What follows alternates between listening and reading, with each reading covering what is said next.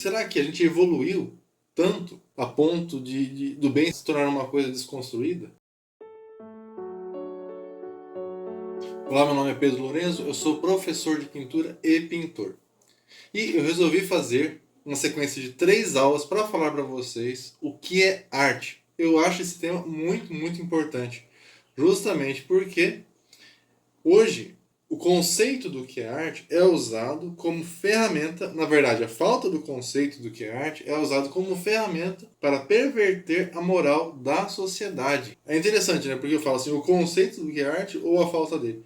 Justamente porque o conceito do que é arte é uma coisa muito aberta, uma coisa muito indefinida. As pessoas falam, a arte é você se expressar, a arte é você querer se comunicar, a arte é você intervir na identidade da sociedade através de sensações, né? Então, vão criando conceitos malucos, né? Eu fui inventando conceitos porque as pessoas vão inventando conceitos malucos, né? Na aula sobre o que é arte, de fato, eu vou trazer alguns conceitos que as pessoas colocam, né? Antes de tudo, se inscreva no canal, dê um like no vídeo e ative o sininho para você receber mais vídeos como esse. Os meus cursos e e-book estão nos links da descrição. Através dessa falta de conceito, desse conceito muito aberto do que é arte, existe um relativismo sobre a interpretação que as pessoas têm da realidade, né? Esse relativismo sobre a interpretação que as pessoas têm da realidade propicia um relativismo daquilo que é o bem. Então, aquilo que é arte é totalmente ligado àquilo que é o bem. Tá? Então, quando eu vou falar de arte, eu vou falar de beleza. Quando eu vou falar de beleza, eu vou falar daquilo que é o bem. Certo? Então, através do relativismo daquilo que é arte, eu relativizo aquilo que é beleza, eu relativizo aquilo que é o bem. Certo? E as pessoas que fazem isso sabem disso. Isso é visto como algo bom.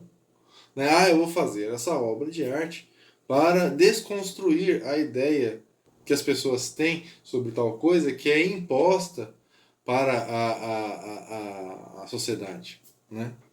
Então, as pessoas de fato sabem que elas estão desconstruindo aquilo que é o bem através da arte. E falam disso como algo bom. Acontece que você desconstruindo o que é arte, você desconstrói o que é beleza e o que é o bem.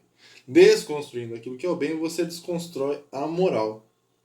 E você, pervertendo a moral, corrompendo a moral, você faz com que as pessoas se tornem mais permissivas para os seus impulsos. Então as pessoas ficam mais impulsivas. Surgem mais famílias desestruturadas. Aumenta a criminalidade. Né? Assim, a sociedade ficando mais desestruturada, ela se torna mais propensa a achar que é dependente de uma instituição mais autoritária, de uma pessoa mais autoritária. E todo mundo sofre junto. Tá? Então, esse relativismo do que é o bem, essa desconstrução do que é o bem e da moral começa ali nas elites intelectuais, é passado para a população através da arte. Então, os artistas eles absorvem um pouco dessas ideias que surgem nas elites intelectuais e traduzem essas ideias que são mais complexas, traduzem essas ideias na forma de sensações para as pessoas. Então, a arte ela é usada como um veículo ou de educar a população sobre o que é o bem, ou como um veículo de desconstruir o bem para a população. Né? E será que a gente evoluiu tanto a ponto do bem se tornar uma coisa desconstruída? Será que foi bom desconstruir aquilo que é o bem? Né? O século XX foi uma grande experiência de desconstrução daquilo que é o bem. Durante o século XX, a gente vê a sociedade, as cidades passando de lugares que tinham baixa criminalidade para locais que tinham muita criminalidade. E no século XX nós vimos muito mais ditaduras do que jamais existiu. No século XX a gente viu o maior morticínio que já aconteceu. Nunca houveram tantas mortes em tão pouco tempo. Nunca houveram tantas guerras. E aí a gente pensa que as elites intelectuais, as pessoas que estão na universidade, estão trabalhando para resolver isso. Mas não, é lá que o problema começa. Você está procurando entender aquilo que é o bem e você vai procurar na internet algum intelectual, alguém que vai te falar sobre isso. E muito provavelmente ele vai estar desconstruindo o bem. Né? Acontece que, pelos resultados que a gente tem observado, essa elite intelectual não tem mais autoridade para falar sobre o bem.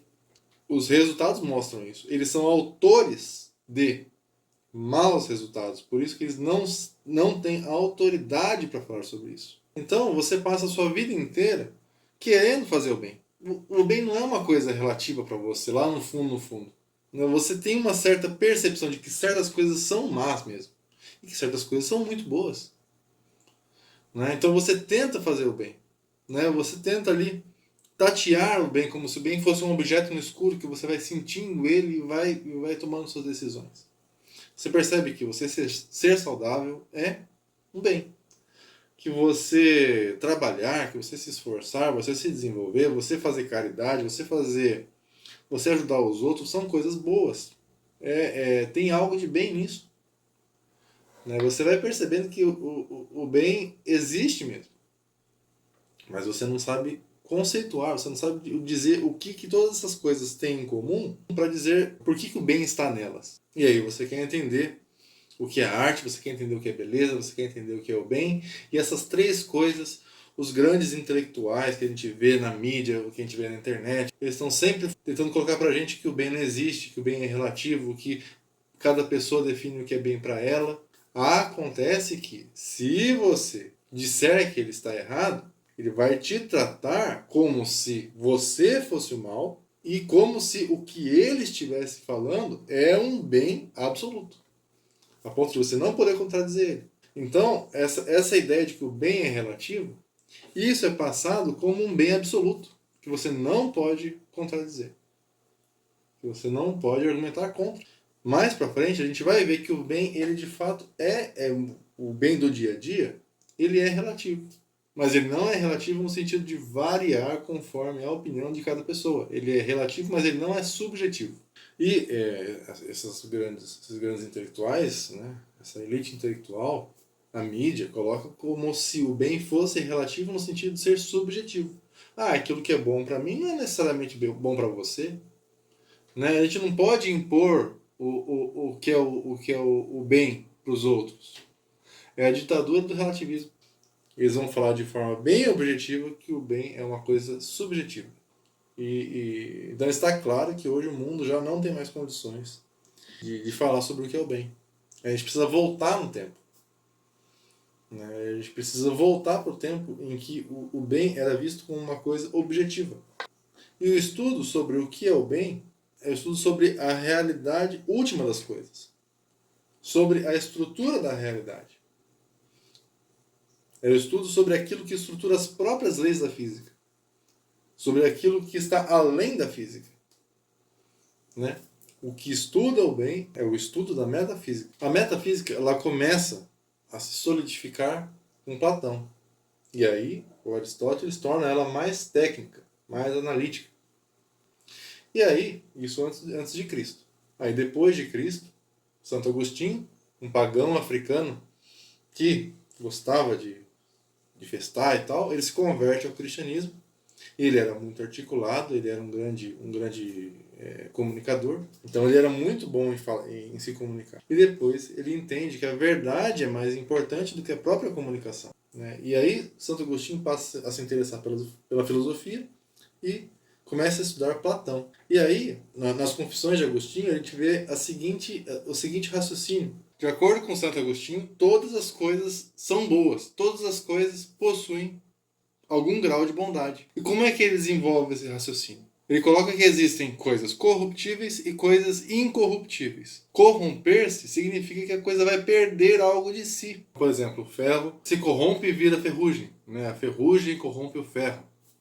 Então, a partir do momento que a coisa vai perdendo aquilo que é próprio dela, que ela vai se corrompendo, ela vai ficando pior. Ela vai perder a sua identidade, ela vai perder aquilo que ela é. As coisas incorruptíveis não podem se corromper. não podem piorar. E as coisas corruptíveis podem se corromper, podem piorar. Se a coisa é corruptível, ela pode perder algo de si, ela pode perder algo de bom. Se a coisa é incorruptível, ela não pode perder algo de si, ela não pode perder algo de bom. Então ela é melhor que a coisa corruptível.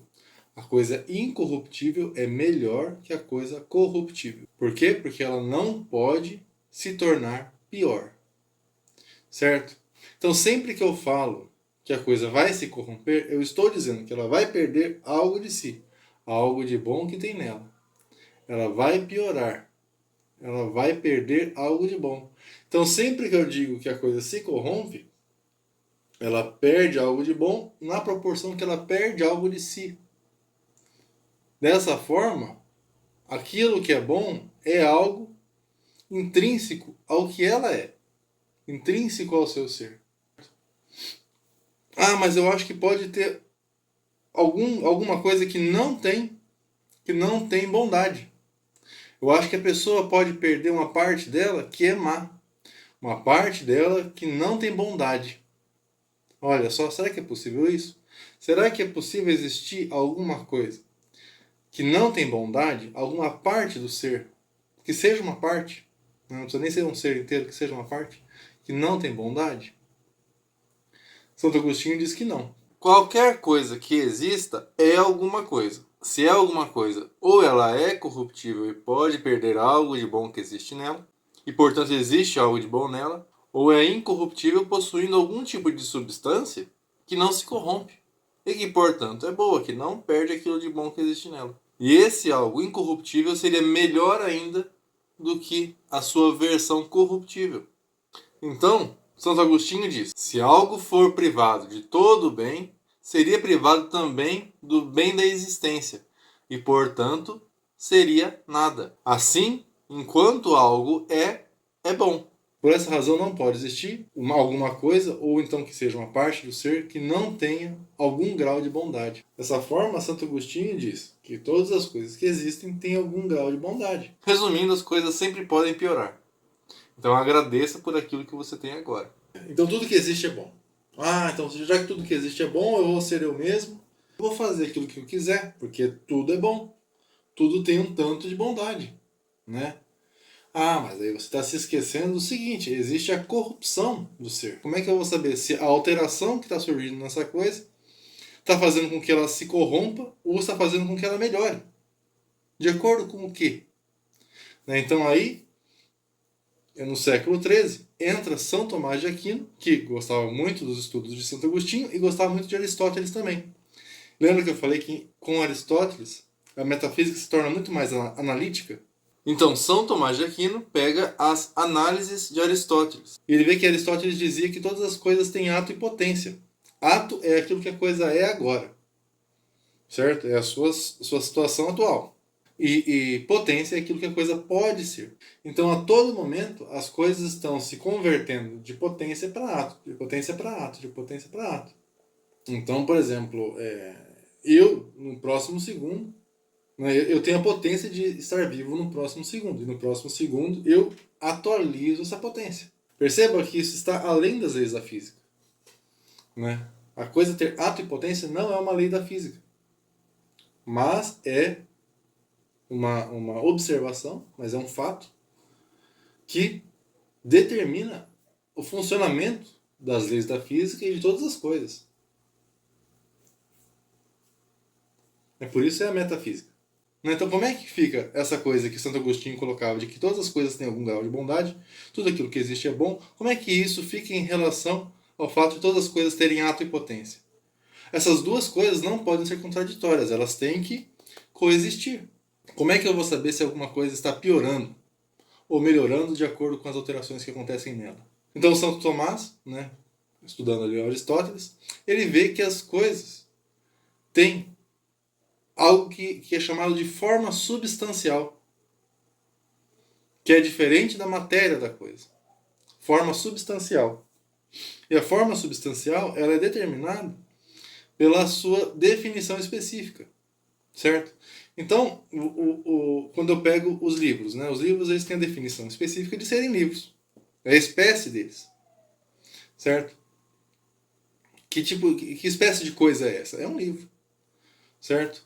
E o livro ele tem uma forma substancial, que é diferente da matéria do livro. Então eu posso ter vários livros de matérias diferentes, letras diferentes, materiais diferentes, capas diferentes, tintas diferentes, com ilustrações, sem ilustrações. Todos eles são livros, são da mesma espécie, eles têm a mesma forma substancial. E eu sei que um livro está piorando uma vez que eu sei qual é a sua forma substancial, qual é a sua definição específica de livro. Então o livro tem uma capa, certo? E a partir do momento que eu tiro a capa do livro, rasgo ela, ele vira um livro pior, porque ele está atendendo menos a sua definição específica, ele está atendendo menos a sua forma substancial. Eu sabendo qual é a forma substancial da coisa, eu consigo determinar quais são as suas potências, certo? Então eu vejo aquele ser pequenininho no meio de uma casa, um gatinho. Vejo um gatinho. E eu percebo que a definição específica daquilo lá é gatinho, filhote de gato. E aí eu percebo que a sua forma substancial é a forma de um filhote de gato, a partir da definição específica que eu dei. E isso faz com que eu saiba quais são as suas potências. Ele tem a potência de brincar, embora ele não esteja brincando agora. Ele tem a potência de brincar, ele tem a potência de ronronar, ele tem a potência de comer, ele tem a potência de fazer xixi, cocô, de perseguir um fiozinho que eu mostrar para ele, que ele tem a potência de se tornar um gato adulto. Essas são as potências que eu consigo identificar a partir da definição específica que eu descrevi dele. Né? Essas potências são determinadas pela sua forma substancial. Então, um gatinho ele tem uma matéria muito diferente da matéria de outro gato. Eles têm matérias individuais, cada um tem a sua própria matéria. Certo? Mas os dois são gatinhos. Eu tenho uma matéria muito diferente da matéria da minha esposa. Eu tenho a matéria que está no meu corpo, ela tem a matéria que está no corpo dela. Mas nós compartilhamos de uma forma substancial, que é a forma de ser humano. Certo? E essa forma substancial, identificada pela minha definição específica de ser humano, faz com que eu perceba quais são as potências que eu e minha esposa compartilhamos. E de acordo com essa percepção, né, de quais são as potências que aquele ser tem, quando eu falo ser, eu estou cometendo um erro, tá? Eu estou falando de forma que vocês entendam para que não fique muito distante a comunicação. Mas o termo certo seria ente. Ente. Quando eu falo de ser, eu estou falando de algo muito mais próximo da existência do que do próprio objeto, né? Corpo. Né? Quando eu falo de um objeto, de um corpo, eu estou falando de um ente.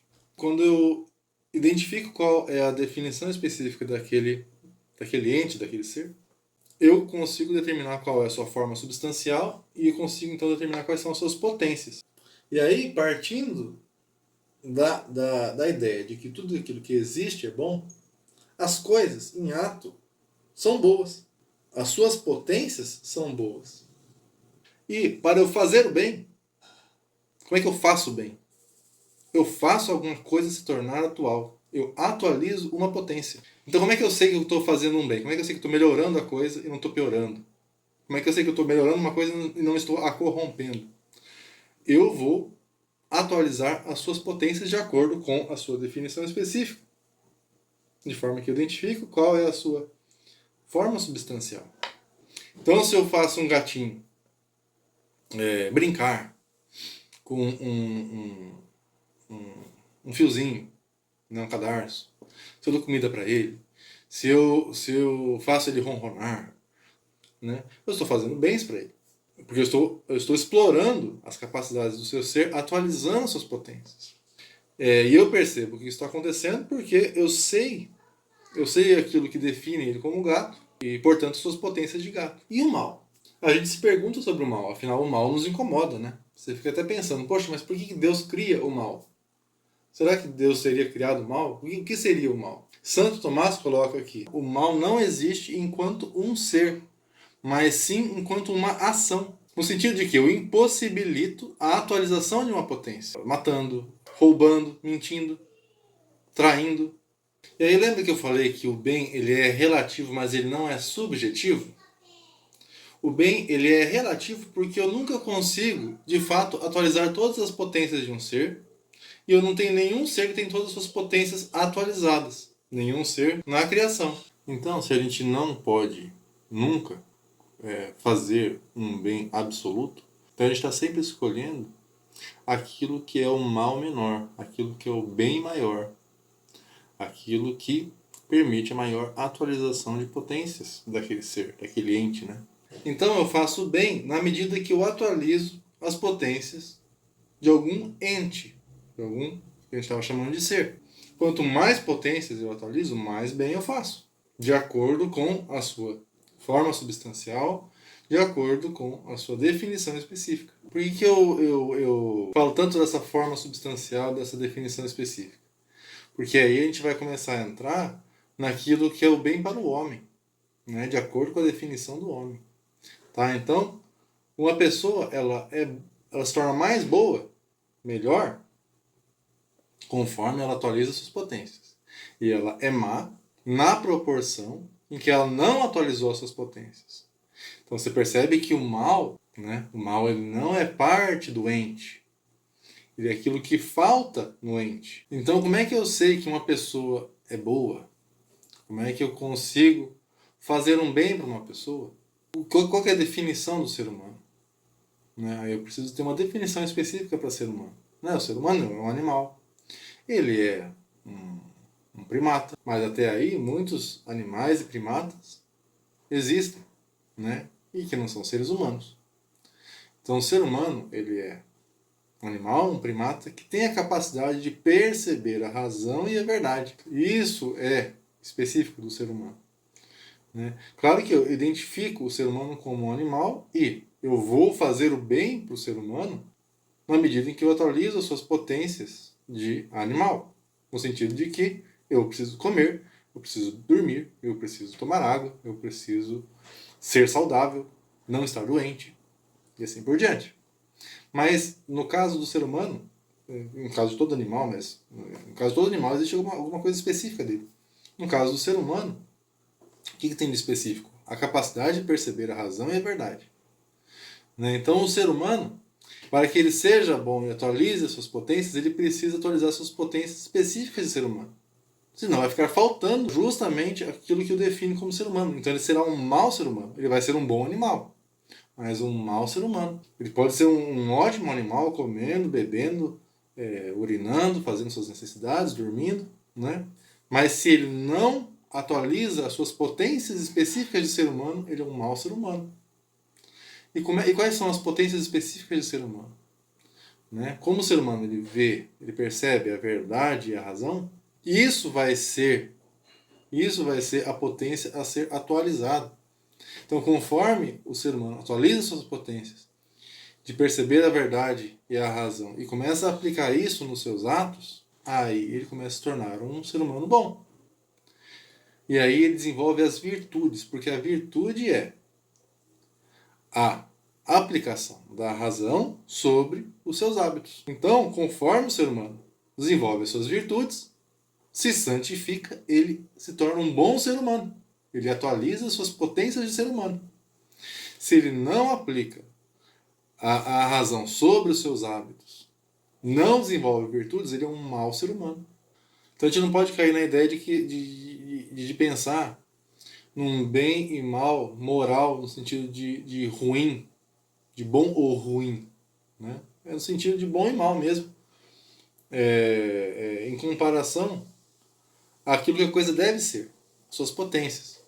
Né? Então, por exemplo, um bebê. O bebê ele se desenvolveu super bem, ele está bem alimentado, ele faz tudo aquilo que um bebê deve fazer. Então ele é um bom bebê, mas ele é um péssimo adulto. Ele é um péssimo adulto. Ele não desenvolveu as suas potências de adulto. Então, a gente sempre tem que olhar para o ser, né, na sua definição, naqueles limites que o ser tem, e analisar quais são as potências que é possível eu atualizar naquele momento. Certo? Não é possível eu fazer um bebê ler e recitar poemas, por enquanto. Pelo menos eu não tenho visto ainda. Então, o bebê ele não é um mau bebê por não fazer isso. Mas é importante a gente perceber que todo ser ele é bom e mal. Ele é bom na proporção, na medida em que as suas potências foram atualizadas, e mal na medida em que suas potências não foram atualizadas. Por isso o bem é relativo. Tá? Porque é um bem relativo às potências que foram atualizadas ou não. Tá? Por isso o bem é relativo. Ele não é subjetivo, mas ele é relativo. Ele é relativo, porém objetivo, porque é através da objetividade que eu determino quais são as potências que aquele ser tem. Porque eu defino qual ser é aquele, através da definição específica. Então, por que eu ser, que nem eu falei no começo, por que eu ser saudável, por que eu trabalhar, por que eu me esforçar, fazer bem para os outros, etc. Por que tudo isso é bem? Porque eu estou atualizando potências. E quando eu quero fazer um bem, eu também estou fazendo um bem relativo, porque eu também não estou atualizando todas as potências do ser. Então, por exemplo, eu vou lá e resolvo ensinar matemática para o meu filho meia-noite. Certo? Eu vou estar atualizando potências dele. Vou estar ensinando matemática para ele.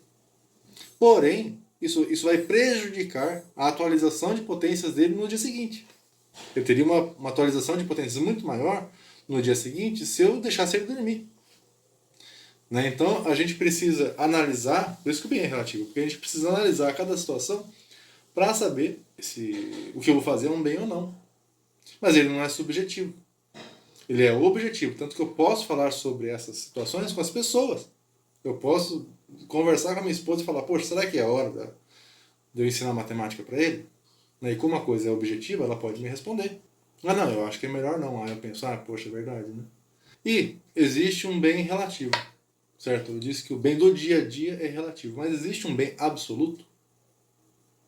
Quando eu falo de bem, eu estou falando de uma potência que se atualiza para um ato, né?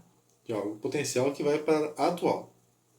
Mas para que algo que é potencial seja atualizado, se transforme em ato, eu preciso de uma causa necessária. É necessário que algo cause isso. Certo?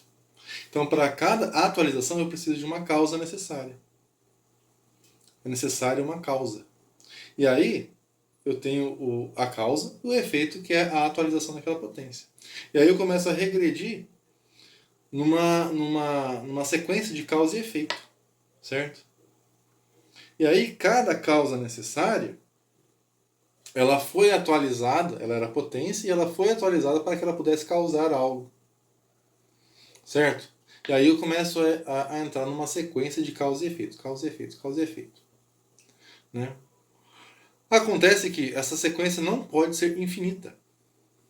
Não tem como essa sequência ser infinita, porque todas as coisas que eu estou descrevendo nessa realidade são finitas.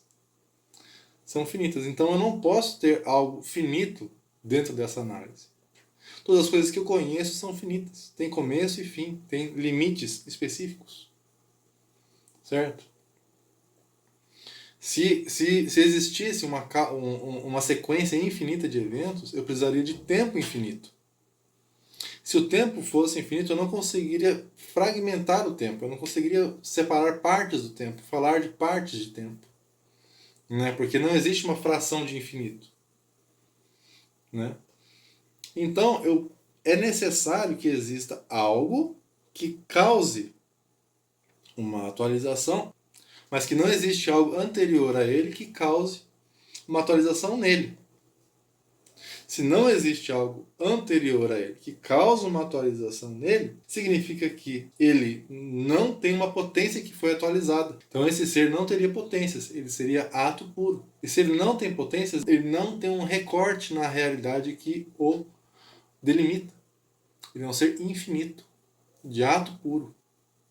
Incorruptível, porque a coisa se corrompe a partir do momento em que suas potências são impedidas de serem atualizadas.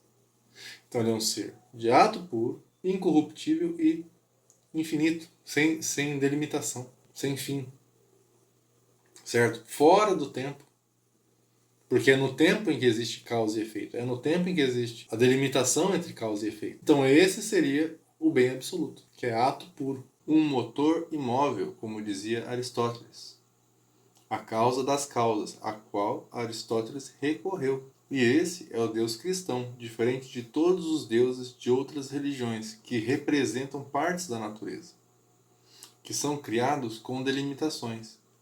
Esse Deus, o Deus cristão, ele responde uma questão filosófica.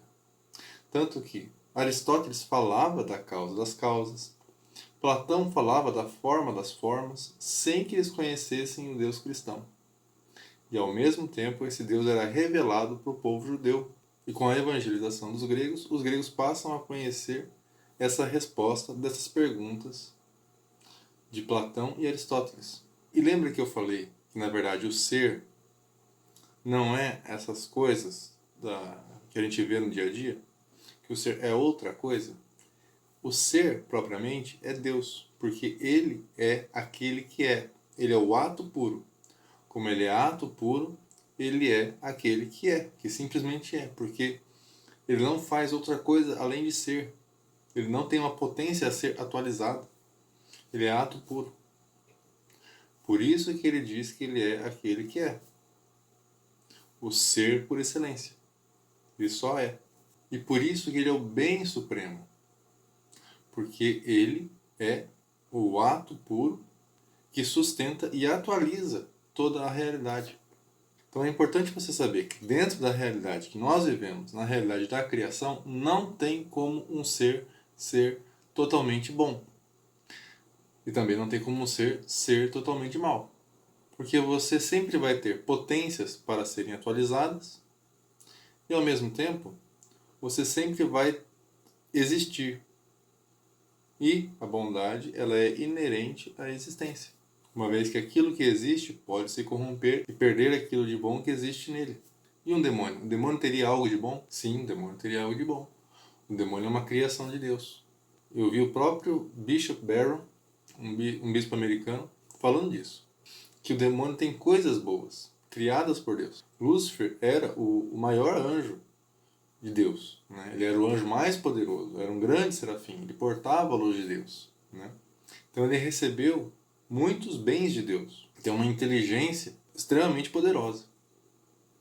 Né? Uma capacidade extremamente poderosa. Porém, apesar dele ter muitas coisas boas, ele falta muito mais com as suas potências. Lembra que o ser ele é mau na proporção daquilo que lhe falta? Então, Lúcifer ele nega a subserviência a Deus. Ele nega a subserviência ao Logos, à razão. E aí, ele perde muito mais do que aquilo que ele tem hoje. Né? Então ele é extremamente mal na proporção de muita coisa que lhe falta. Ele perdeu tudo, menos algumas coisas, como sua inteligência, suas capacidades básicas, angélicas. Né? E por isso ele está no inferno, porque ele perdeu tudo, menos aquilo que é necessário para a sua mera existência. Eu acho muito interessante o caso dos santos. Porque, por exemplo, eu sempre posso me referir a uma condição específica do ser humano. Então, por exemplo, tal pessoa é um bom adulto, né? Dentro das capacidades dele ser um adulto, ele tem muitas potências atualizadas e poucas potências sobrando, então ele é um bom adulto. É um bom dentista, no mesmo sentido, ele é um bom pintor, ele é um bom joalheiro, né? Ele é um bom professor. Então eu vou sempre recortando realidades do ser humano, específicas, partes daquilo que é o ser humano, que o ser humano faz, um bom pai, uma boa mãe. Alguma parte da realidade do ser humano pode dizer se aquele ser humano ele é bom em relação àquilo, se ele atualiza suas potências em relação àquele recorte. Mas quando eu falo de santo, eu estou falando necessariamente da pessoa ser um bom ser humano. Estou falando da pessoa como um todo.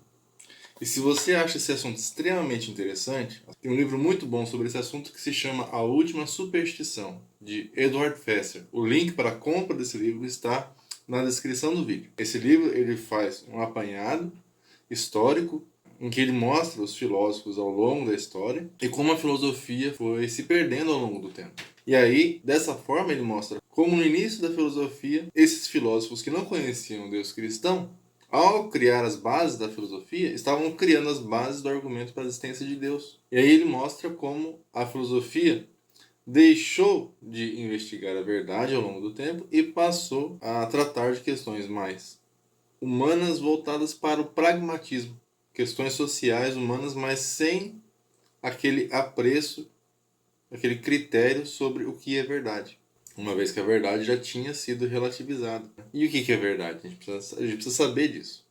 A verdade é a adequação do discurso à coisa. Isso segundo São Tomás. Então existe uma coisa na existência e eu vou adequar o meu discurso a isso. Então eu posso dizer se algo é verdade ou não se o discurso está adequado àquilo que está sendo descrito. Se você quer adquirir o livro e ao mesmo tempo contribuir para o meu trabalho, você adquire o livro através do link que está na descrição. Então, para que serviu essa aula? Essa aula serviu para você entender que tudo aquilo que tem uma definição tem melhor e pior, tem bem e mal.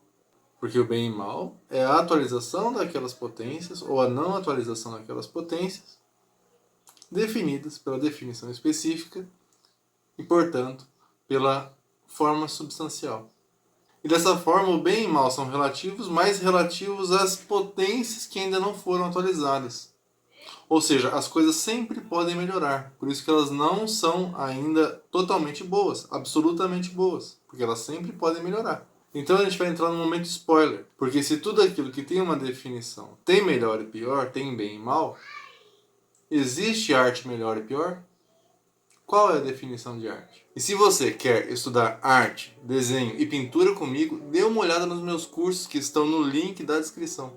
Então muito obrigado, curtam esse vídeo, ativem o sininho, se inscrevam no canal para que vocês continuem recebendo esse tipo de conteúdo.